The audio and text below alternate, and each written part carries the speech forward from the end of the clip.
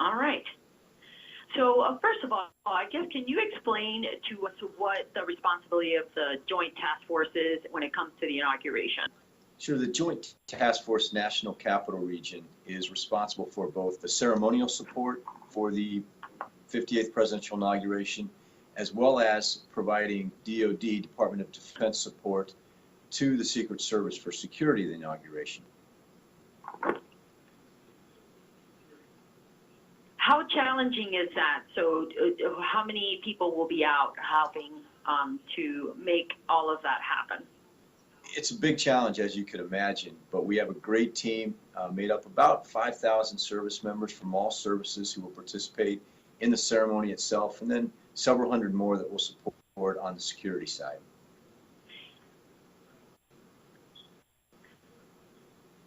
And support on the security side, I know you probably can't give me all the details of that, but what does that entail as far as helping on the security front for the inauguration? The U.S. Secret Service is the lead for security for the inauguration, as well as the Capitol Police for the ceremonial part that will take place at the Capitol. The Department of Defense and our Joint Task Force will provide some assets like explosive ordnance disposal teams to help clear routes and make sure that everything's safe. So I can't go into details of the security, but those are some of the capabilities that we provide to the Secret Service and Capitol Police. As far as, is it the same process for every inauguration, or do you prepare more depending how the election of the president might go? For example, protesters have been protesting, the past few weeks ever since Donald Trump got elected.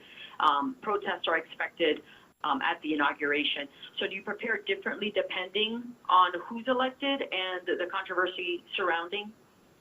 We've been doing this for 228 years. We've been supporting our presidential inaugurations all the way back to President George Washington in 1789. And the process itself is pretty similar every 4 years. We work with the Presidential Inauguration Committee to shape it for that president. But the planning and execution is similar. Every year there are security concerns. Again, that's the Secret Service as the lead federal agency's primary role. But the inauguration itself is the planning and execution is pretty similar every 4 years. So I'm sure the planning has already started. Did it start earlier in the year, or do you just start as soon as the person is elected president, and then do you, I guess, plan to the last day? That's a great question. So really the planning has been going on since the last presidential inauguration. For about 4 years we've been in the initial planning, and then over the last 7 months, when the Joint Congressional Committee on Inaugural Ceremonies stood up 7 months ago, we started the planning in detail for this inauguration. And then, as you noted, with the elections just a couple of weeks ago and the standing up of the Presidential Inauguration Committee, over the last couple of weeks, the planning has picked up even more. But we've been doing this for about 4 years and in detail now for about 7 months. And do you work to the last minute? We'll work right up to the last minute. And again, once the Presidential Inauguration Committee stands up, which they just did about 2 weeks ago after the election, that's when we get into the real details of the election, of the inauguration, like the opening ceremony, what they're looking for specifically in the parade and the inaugural balls and any inaugural galas. So all those details that the Presidential Inauguration Committee will put together over these next couple of weeks, we'll have to implement and provide the DoD, the Department of Defense support as required to each one of those events. So you mentioned something important. So you don't only do the inauguration, but you do all the events leading up to that day as well. We do. There's a 9-day period from 15 January to 24 January. We do some major rehearsals, and traditionally speaking, presidents-elect will do an opening ceremony a day or two before the inauguration itself.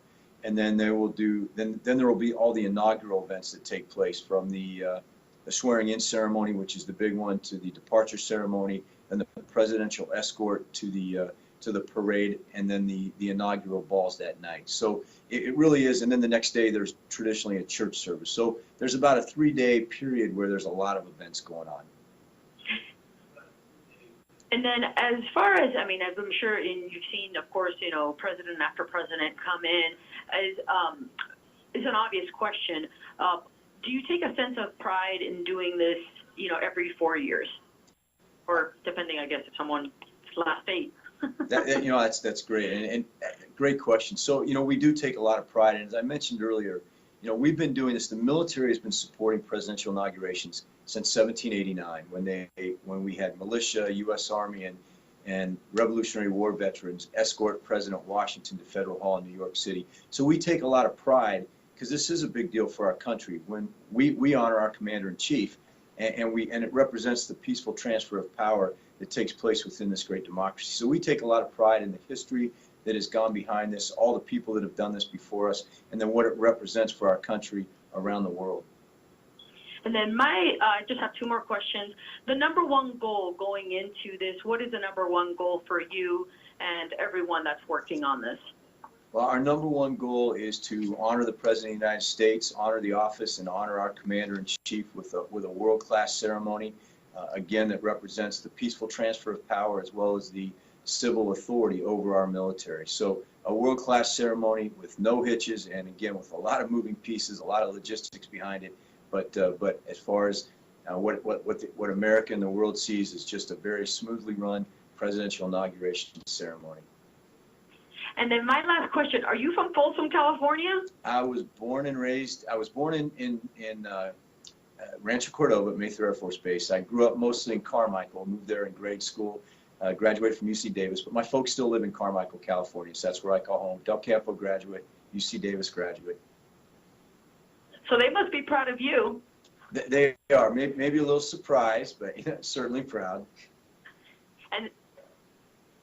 And you've done this how long with the task force? Well, I've been the Joint Task Force Commander here for the National Capital Region for 18 months, and I'll probably be here till next summer, so I'll be here through the inauguration. So this will be my first inauguration, but I've been serving in the Army for 30 years, so been doing this for a little while. The presidential inauguration, this will be my first. Wow, so that's a big test for you too, in the sense that you're going to go into it and you want to make it the best that it can be and the safest that it can be. Absolutely, but I've got a great team here, and a number of the members of my team have participated in numerous. I think my most senior person, this will be his 11th presidential inauguration in some way, shape, or form. So a lot of experience on this team, a lot of great teammates from all the services. So while I may be the person in charge, I got a great team around me to make sure this is successful. Well, thank you very much, sir. I appreciate it, and good luck. Great. Thank you for your time. Thank you.